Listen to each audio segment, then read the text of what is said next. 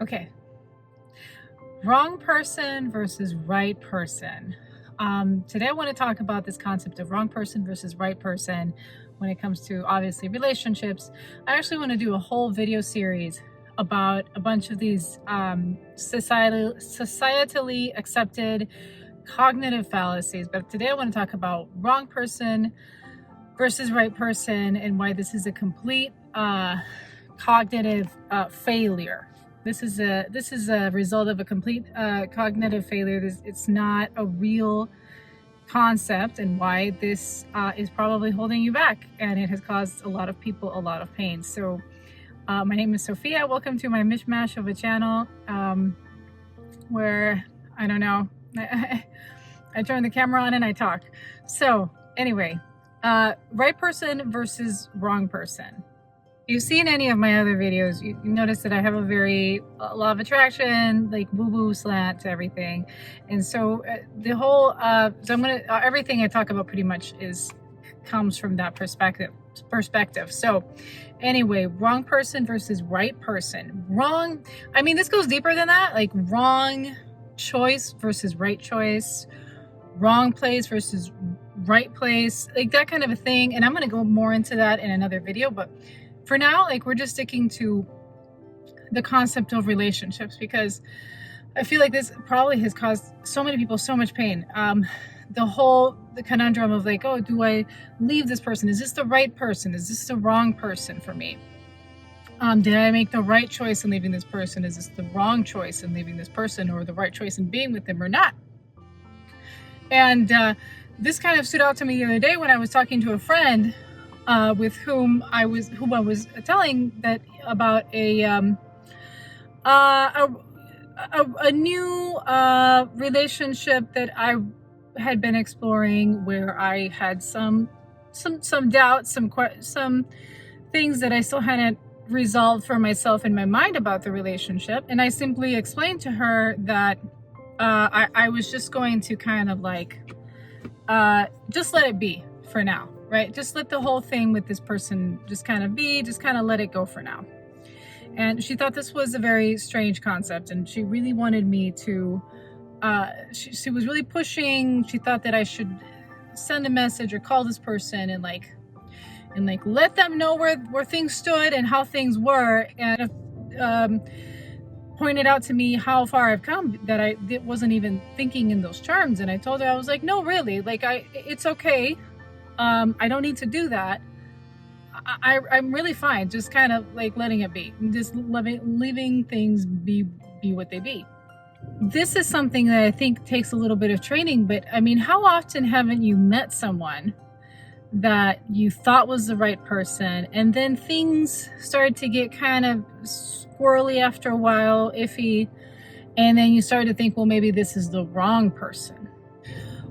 When you move to make concrete determinations in your brain whether something is good or bad, or someone is the right choice or the wrong choice, then you are undermining, you're not leaving room for the inspiration to lead you down that little breadcrumb trail to the result that you want. Because the person that you met, who you then later started to have maybe some issues with, could very well become the right person for you. It could very well turn into your lifelong partner. Could very well, that, you know, that spark of inspiration that's there at the beginning could very well mean that there is amazing potential there. But then we do that very common thing where we start looking at things and we start thinking, well, what about, you know, what about this and what about that? And we try to, so to speak, label things in our mind. I'm not saying that labels are bad. That's not what I'm saying. I'm saying, like, we start to label things in our mind.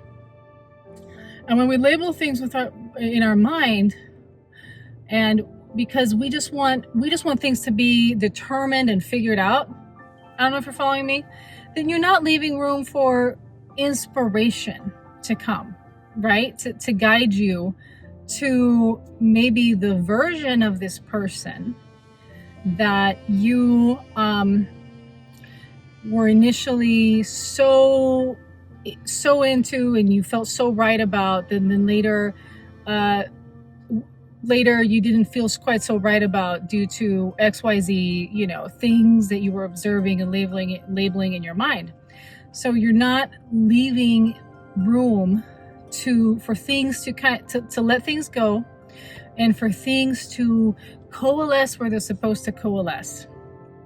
By making those proclamations, this is good, this is bad, this is supposed to be happening, this is not supposed to be happening, you're not leaving room for inspiration, for the higher power, for whatever you call it, law of attraction, to guide you to the version of the person who can actually fulfill everything that you want and desire in a partner. So, anyway, my point with this is, you can cause yourself unnecessary turmoil trying to determine whether someone is right or wrong for you. When you let things go, when you just let them flow, and you focus on your own happiness, your own daily, not just daily, hourly, minutely, moment by moment inspiration, then it's very well could happen that this person comes back in or returns or is presented to you with all the qualities that you have always been looking for anyway. You do hear those stories of people who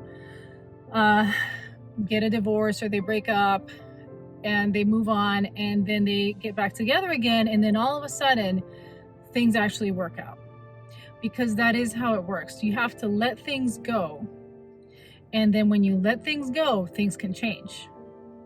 But you don't have to go through the drama to get there. You don't have to go through the inner turmoil. You don't have to beat yourself up.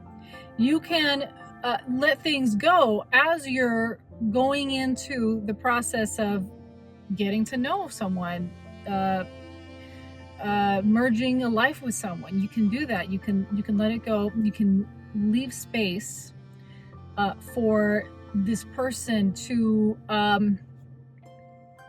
for all the qualities that I mean, this is going to sound a little, but it's true. All the qualities that you don't like to just kind of disappear, and then all the qualities that you do really like to just kind of amplify and